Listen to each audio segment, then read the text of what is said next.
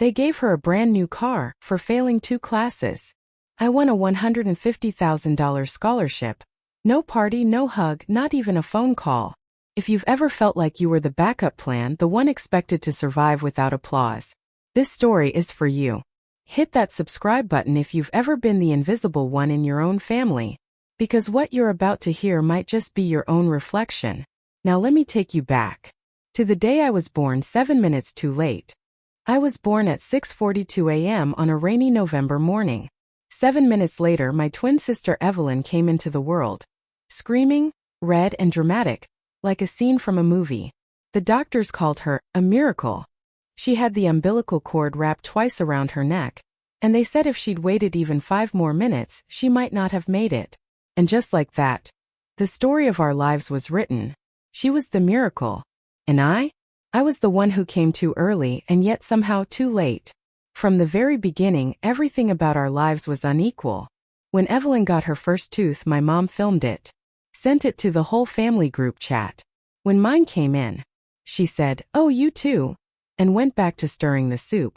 At our 5th birthday party, Evelyn had a custom unicorn cake with edible glitter, and her name spelled out in golden fondant. Mine was a chocolate sheet cake with the wrong spelling on it. "Sorry, honey," Dad said. They probably thought Evelyn was the main name on the order. They always had an explanation. Always a reason why I got less. You'd think after a while I'd get used to it. But some moments, some images, they stay burned in your brain forever. Like the photo from our 7th Christmas. Evelyn is standing in front of the tree, wearing a velvet green dress, holding a life-size Barbie dream house. I'm off to the side, blurry, half cut out of the frame, clutching a puzzle box, one I'd already done twice. When I asked my mom later, "Why am I not in more pictures?" she just laughed. "You were always so quiet, sweetheart. Evelyn was the star. You didn't seem to mind. But I did. The real pain wasn't the gifts. It was the glances I didn't get. The hugs she received first. The way I had to work twice as hard just to be seen." At age 8, Evelyn broke her wrist falling off the trampoline. Mom canceled her weekend plans, stayed up all night icing her hand, made her pancakes in bed for a week. When I twisted my ankle in gym class, Dad picked me up after work, tossed me an ice pack in the car and said, "You'll be fine. You're the tough one." And that's when it really hit me.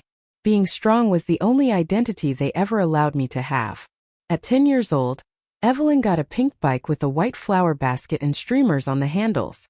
She cried when she saw it, said it was the best day of her life. I got Lily's old bike, our cousin. The brakes squeaked. The seat had a tear taped with duct tape. They told me, "You love to fix things. This will be a fun project." It wasn't, but I rode it anyway, because what else was I going to do?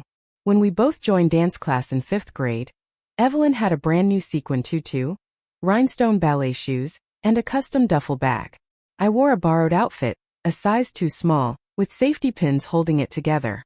On recital night, Mom stood in the front row with a bouquet the size of a toddler for Evelyn. She didn't even bring a flower for me. "Sorry, sweetie, they were sold out.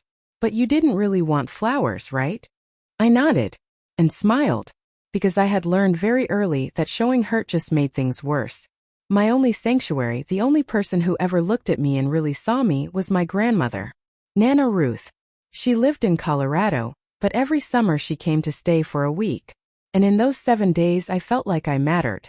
She brought me books, sat with me under the porch swing, asked me how school was going. Not just once, but every day. And she listened. Really listened.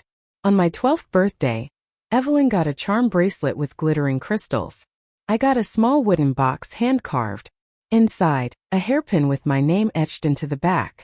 Eleanor. My full name. Not Ellie. Not Elle. Just me.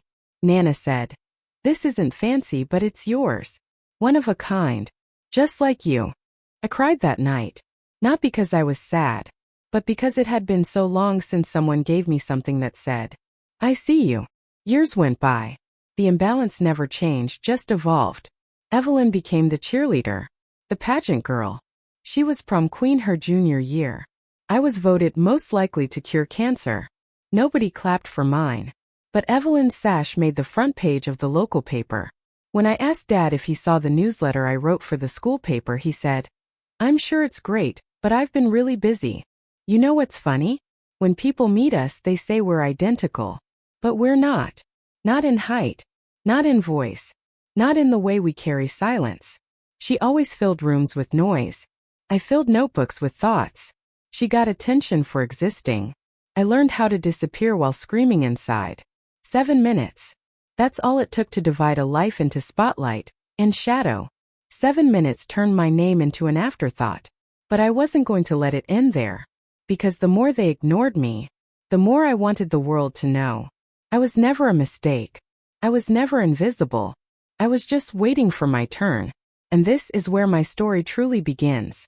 Not as Evelyn's sister, but as Eleanor Davis, the girl who was born second and decided to write her own name first. I once brought home a report card with straight A+s. Every single subject. AP Biology, Calculus, Literature, even P. My GPA at the end of sophomore year was a perfect 4.0. My SAT prep test came back with a 1570. I placed top 3 in the regional science fair with a project on cellular regeneration. My English teacher submitted one of my essays to a national competition without telling me, and it won second place. I walked through the front door of our house that afternoon. Backpack heavy, heart full of hope. I laid everything on the kitchen counter. The grades, the certificate, the letter from the competition board. Mom looked up from slicing strawberries. "Oh, that's nice, honey," she said. Then turned to Evelyn. "Did you find out if your audition made the cheer team yet?" That was the moment it hit me again. This wasn't new. This wasn't shocking. This was just Tuesday. You see, in our house, excellence was expected from me but never celebrated. Evelyn, she got a round of applause for getting a B in history. Her teacher is so tough. Mom would say to the neighbors, showing them the report card like it was a Grammy.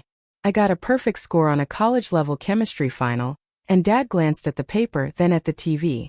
"Good job. You'll do fine in college." Fine. That word followed me like a shadow. It meant not great.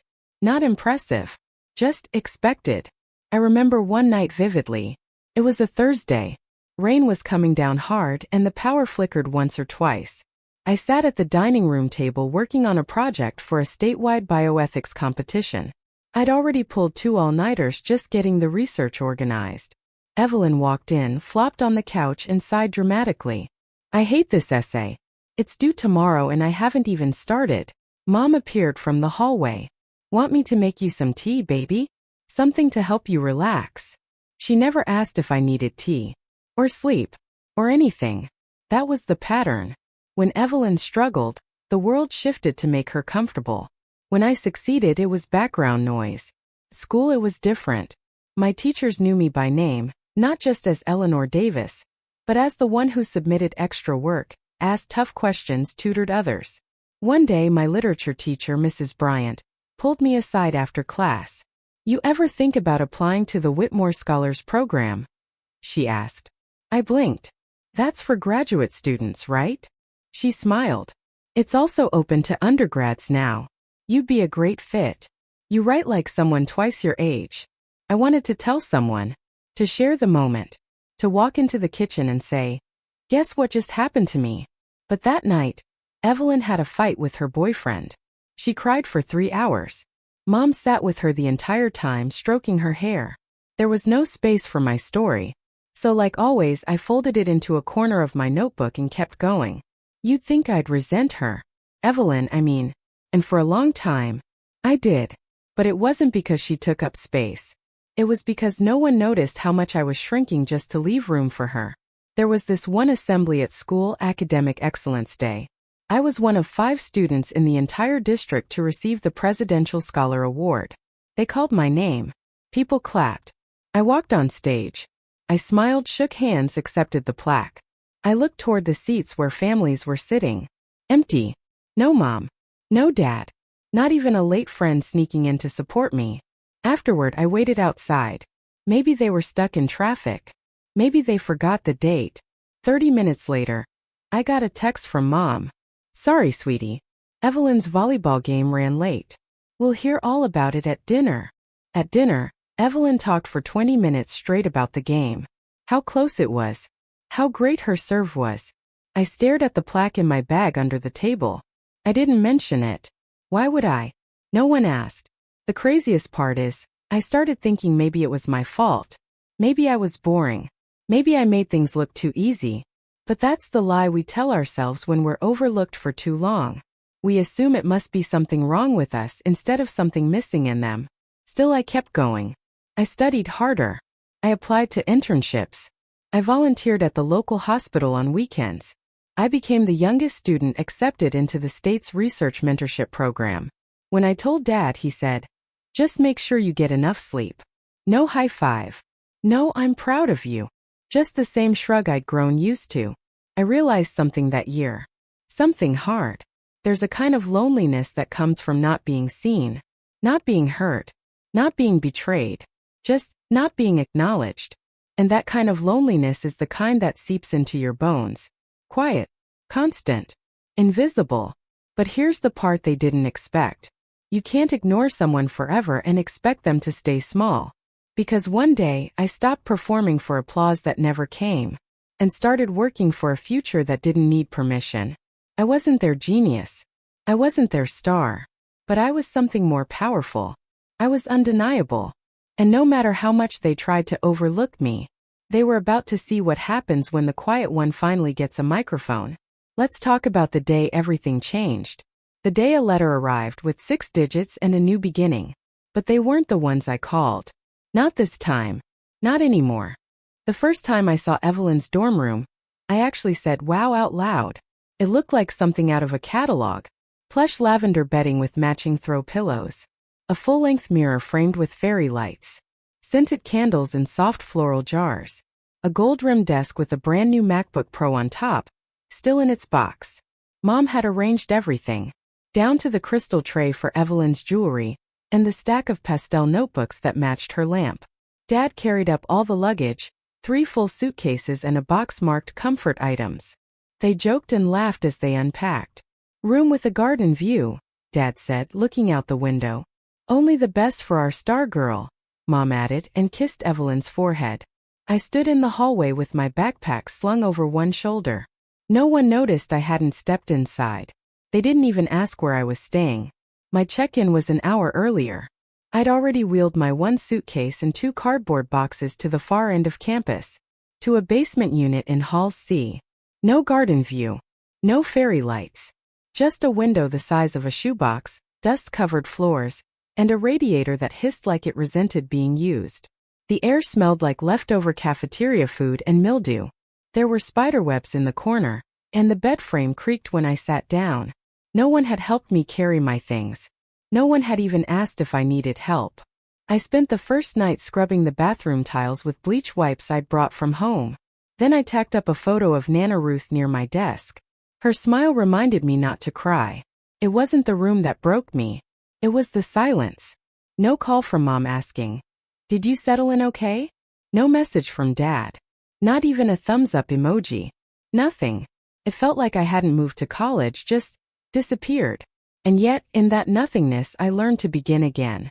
I learned that comfort is a luxury, but independence, that's power. By the second week, I'd memorized the bus schedule, learned which professors liked printed homework, and found a $5 lunch special from a Vietnamese place 4 blocks off campus. Evelyn, she was still trying to figure out how to microwave oatmeal without it spilling over. We passed each other sometimes on the main quad. She was always in a group, laughing, tossing her hair, balancing a Starbucks cup in one hand and her phone in the other. Me? I usually had 3 textbooks in my arms and a coffee I brewed myself at 6 a.m. The gap between us had never felt wider. And yet, she still borrowed things from me. "Hey, do you have your chem notes?" she texted one night. "I missed the review." "Hey, can you send me the link to the essay rubric again?" Once she even knocked on my door 3 stories down in a building over. "Mom says you should let me take the car to Ashley's lake party this weekend. You're not using it, right?" The car she was talking about was the used Honda Civic I'd saved for 2 summers to buy. I used it to commute to my tutoring job and weekend shifts at the library. But I handed her the keys. Not because I didn't need it, but because I didn't want another fight. After she left, I sat on the edge of my bed, holding my planner. I had 3 papers due that week, 2 shifts and 1 lab report. But no car to get groceries. So I walked 25 minutes in the cold, carrying bags back by hand. I remember standing at the crosswalk that night, watching the traffic light change and thinking, this isn't about the car. This is about always being the one who makes space. That realization stung deeper than I expected, because no matter how grown I tried to be, some part of me still wanted them to notice, to ask if I was okay, to say, we see you working so hard, to bring me soup when I was sick or text me back within the same hour. But that's not the kind of family we were. At least not for me. When Evelyn posted a picture of her dorm on Instagram, it got 600 likes in 2 hours. She's thriving, one comment said. Such a queen, wrote another. I looked at my own dorm. No filters, no fairy lights, and felt a strange mix of envy and freedom. Because while she was curating a life to be admired, I was building one to survive. And maybe, just maybe, that would take me farther. I started waking up at 5:30 every morning. I ran numbers in the campus finance lab. I started a tutoring circle for struggling freshmen. I applied to internships like my life depended on it, because in many ways it did. Every night I came home exhausted. Every night, I sat at my desk and looked at Nana's photo. And every night I reminded myself, you're not doing this to be seen. You're doing this to be free. One day, as I was leaving the campus library, Professor Arnett, my bioethics instructor, stopped me.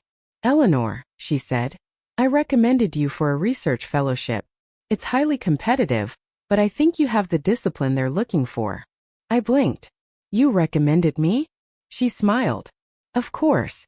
You're the most consistent student I've had in 5 years. I walked home in the rain that night. No umbrella. Just books under my coat and the sound of wind through empty branches. And I smiled. Because someone finally saw me not as Evelyn's sister. Not as the quiet girl from the basement dorm. But as Eleanor Davis. The girl with no keys. And no ceiling. I still remember the subject line. Congratulations. You've been selected for the National Biomedical Trailblazer Fellowship. First I thought it was a scam. I refreshed the page. I checked the sender. I read the first paragraph 5 times. But it was real. Out of thousands of applicants across the country, I was one of only 5 students chosen. Each awarded $150,000 in funding, mentorship and research placement at a top institute after graduation. I didn't scream. I didn't jump. I didn't even move. I just sat there in my tiny dorm room. Books stacked to the ceiling, ramen noodles growing cold, staring at the screen. For a moment the world went silent. Not the kind of silence I'd grown used to, but the kind that fills you when something finally lands in your hands that you never thought would. Proof that all the early mornings, the late-night bus rides, the skip dinners, all of it meant something. I closed the laptop slowly, like I didn't want the moment to break. Then I reached into the top drawer of my desk and pulled out the carved wooden hair clip from Nana Ruth. I held it in my hand, just held it, because she was the only one I ever wished could be there to hear the news. Not my parents. Not Evelyn. Nana. And she was gone. The next day, I received the official packet in the mail. A thick ivory envelope sealed with an embossed crest. Inside was everything. The welcome letter. A breakdown of the benefits. A list of assigned mentors. And a note at the bottom. Each recipient is invited to bring 2 guests to the National Honors Ceremony in Seattle next month. 2 guests. I stared at that sentence for a long time. The old version of me would have rushed to call home. Would have imagined Mom crying on the phone. Dad saying, "Wow, Ellie, that's incredible." But I didn't pick up the phone. Because I already knew what they would say. Sounds important. Good job. Let us know how it goes. And then Evelyn would walk into the room, holding up a new dress or asking to borrow something, and the moment would vanish, like it always had. I placed the envelope back in the drawer. And I told no one. For 3 weeks, I carried that letter like a secret folded between my ribs. Not because I was ashamed, but because I didn't want to give it away to people who wouldn't hold it with care. Instead, I celebrated alone. I bought myself a slice of cheesecake from the corner bakery and lit a candle in my room. I whispered, "You did it, Eleanor," into the quiet. And I meant it.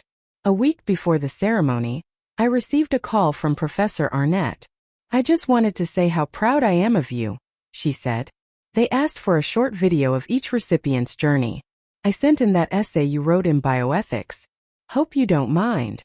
I don't, I said, my throat tight. Thank you. That was the first time in years someone had said they were proud of me, and meant it. A few days later, the ceremony details arrived. Formal attire. Arrival instructions. Reserved seating. My name, Eleanor Davis, listed on the program. Line 8. Eleanor Davis. A symbol of discipline, humility, and untold potential. I packed carefully. A black dress I'd saved 3 paychecks for. A pair of borrowed heels. And a small notebook filled with everything I wished I could say to Nana. I arrived in Seattle alone. Checked into the hotel alone. Walked into the Grand Marlowe Conference Center. A 12-story building of glass and marble alone. Inside, the room buzzed with laughter, hugs, and families taking pictures. I signed my name at the reception table. Next to guests, I drew a single dash. No one questioned it. No one pitied me. That was the strange part. It didn't hurt like I thought it would. Felt honest. I took a seat in the 3rd row, next to a woman from Chicago and her teenage son, who'd flown in to support his older sister. When the lights dimmed, a hush fell over the crowd. One by one, names were called. Applause echoed through the high ceilings. Students walked across the stage to receive their medallions and shake hands with directors. When they said my name, I stood. And as I climbed the steps, I didn't think of the people who didn't show up. I thought of the girl who had walked to work in the snow, the girl who gave away her car keys, who packed her own dorm, wrote her own letters, asked for nothing. And here she was, standing under the lights. No one to her left or right, but somehow completely full. I received my award and turned to pose for the photographer. That's when I saw them. 3 silhouettes in the 5th row. My father, my mother, and Evelyn. They weren't smiling. They weren't clapping. They were just watching, as if trying to figure out how I ended up here. How the quiet one made it without them. When I stepped off the stage, I didn't go to them. I went straight to the back of the hall. I found a quiet corner. And I called the only person I still wanted to share the moment with. My grandmother's voicemail. I whispered, I did it, Nana. They saw me today. Just like you always did.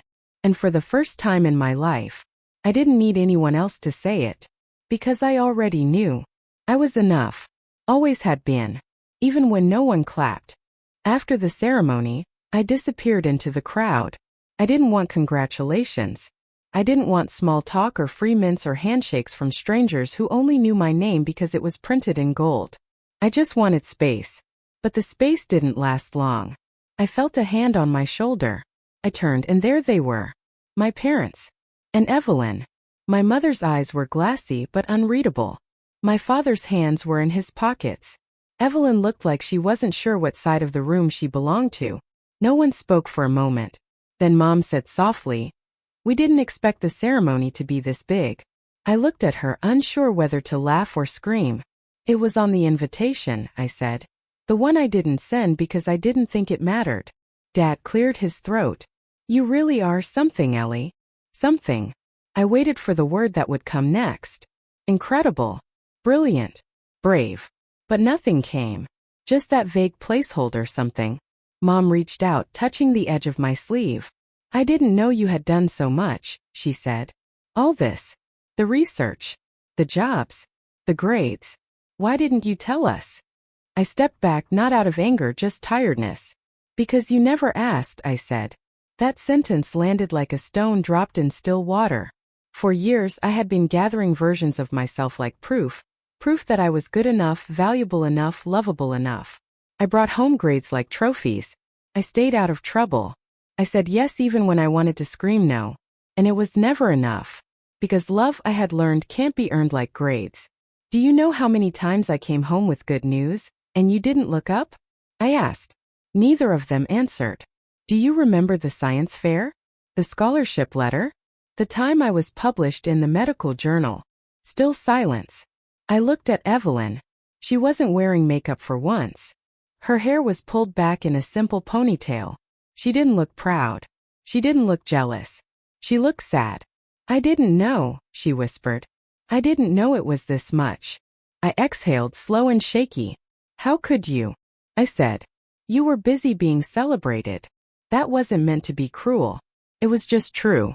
Mom folded her arms. We were always so proud of you. Really? I asked. Because you never said it. Not once. Not until I stood under spotlights you didn't build. Dad opened his mouth, then closed it. It was the first time I'd ever seen him speechless. I expected that moment to feel like a victory. It didn't. It felt like standing in the middle of a field after a fire. Scorched earth where nothing could grow. I had waited so long for that confrontation. Rehearsed it in my mind. What I'd say. How I'd stand. And now that I was here, I didn't want revenge.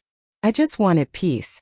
You raised me to believe being strong meant not needing anyone, I said. So I stopped needing you. Evelyn stepped forward. I always thought you didn't care, she said. You were so self-sufficient. I thought that meant you didn't want help. I didn't realize it was because no one offered. I looked at her for a long time. I used to wish you'd disappear, I said softly. She blinked. But then I realized. I didn't want you gone. I just wanted to be seen too. Tears welled in her eyes, and for once she didn't wipe them away. I'm sorry, she said. I don't know what else to say. I nodded. That was enough. Sometimes the apology you never expected is the one that doesn't need dressing up. Mom tried again. Can we start over? I paused. I wanted to say yes. I wanted to give them the comfort of being forgiven. The relief of knowing their child didn't carry the weight of every small neglect like stones in her coat. But forgiveness, I realized, isn't about pretending the damage didn't happen. It's about accepting that it did, and deciding to walk forward anyway. I don't hate you, I said. But I've stopped waiting. That silence, that was the real shift. The moment where they knew, deep in their bones, that I no longer needed what they were too late to offer. I glanced at the clock. I have a meeting with recruiters, I said. They're interested in where I go next. Dad reached for something to say. Wherever you end up, Ellie, just know we'll be proud. I don't need that anymore, I said. But thank you. I turned and walked away, not angry, not bitter. Just done. Done hoping for applause that only ever came when it was convenient. Done dimming my light so someone else could shine without discomfort. Done proving my worth to people who only saw it when others told them to. Outside the air was crisp. I pulled my coat tight and headed toward the recruiter booths. New hands to shake. New doors to open. Behind me I could still hear murmurs. Maybe they were arguing. Maybe they were crying. But I didn't look back. Because this wasn't the end of the story. It was the start of one I would write on my own terms. Where love wasn't a prize I chased, but something I gave freely, starting with myself. I moved to Boston on a cold morning in early September. My entire life fit into 4 boxes, 2 suitcases, and a canvas bag of books I refused to leave behind. No one came to help me unpack. No welcome dinner. No group photo on the curb outside my new apartment. But it didn't matter. Because for the first time in my life, I didn't feel like I was starting over. I felt like I was finally starting me. The apartment was small, 1 bedroom, 1 window, and a stove that clicked before it lit. No view. No fancy rug. But it was mine. I bought my own dishes. My own lamp. My own towel set with navy blue stripes. Not because they matched anything, but because I liked them. That was enough. The job was intense. Early mornings at the research institute. Long hours in the lab. Meetings where I had to speak up, even when I wasn't sure my voice would carry. But I showed up every day. On time. Prepared. Focused. My supervisor once said, "You don't wait for instructions. You build your own road." I smiled when she said it, because she had no idea just how many roads I'd built with my bare hands. Outside of work, I found small rituals. Saturday mornings at the local farmer's market. Tuesday nights reading poetry in a coffee shop window seat. Long walks along the Charles River with no destination, just time to think. And I stopped trying to explain myself to people who had never really wanted to understand. Mom still called sometimes. Brief conversations about the weather. About Evelyn's job search. About a new neighbor who bakes peach pies. We didn't talk about the ceremony. We didn't talk about the years I carried their silence like a second skin. And that was okay. Because I no longer needed closure. I had built a life that didn't require anyone else's permission. One evening, as I sipped tea by the window, I received an email. My first full research paper had been accepted for publication. It wasn't a headline. It wasn't a cover story. But it was mine. I closed my laptop, leaned back in my chair, and let myself feel the weight of that moment. Not because someone clapped. Not because someone called me smart. But because I was finally proud of myself. For surviving. For healing. For becoming. A few days later, Evelyn texted me. She'd taken a job at a nonprofit in Chicago. She attached a photo of her new office and said, "It's not glamorous, but I feel like I'm doing something that matters." I stared at the message for a while before typing back, "I'm happy for you." And I meant it. We didn't talk about the past. We didn't exchange long apologies or dig up old wounds. We just started from where we were. Two women. No longer girls standing in the same shadow. A month later, I got invited to speak at a conference. The topic? Redefining success. I stood on that stage, bright lights overhead, a room full of strangers, and told my story. Not as a victim, not as a cautionary tale, but as proof that sometimes the most radical thing you can do is choose yourself. I spoke about the long walk to class at 6 a.m. in the snow, about the ramen dinners, about the award ceremony where I stood alone, and still held my head high. I said, "You don't need a crowd to validate your journey. You don't need applause to know you've done something meaningful." And as I stepped off that stage, a young woman approached me. She looked like I once did, tired, quiet, but fierce beneath the surface. She said, "Thank you. I thought I was the only one." I smiled. "You're not. Not even close."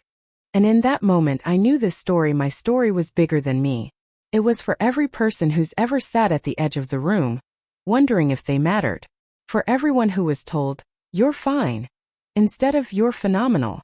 So if you're still watching this and you've ever felt like the invisible one in your own life, this is your reminder. You are not a backup plan. You are not an afterthought. You are the whole story. And maybe your applause won't come from the people you hoped it would. But that doesn't make it any less real. It took me years to realize this. You don't have to prove your worth. You just have to live it. Because the moment you stop chasing approval and start choosing peace is the moment you finally come home to yourself. And that is enough. If this story spoke to you even just a little, subscribe to this channel. Not because you have to, but because I'll be here, telling the stories people like us don't always get to hear. The ones that hurt. The ones that heal. The ones that remind us we're not alone. And if you're ready, click through to the next story. Because there's more than one way to reclaim your life. And sometimes the first step is just watching someone else take theirs.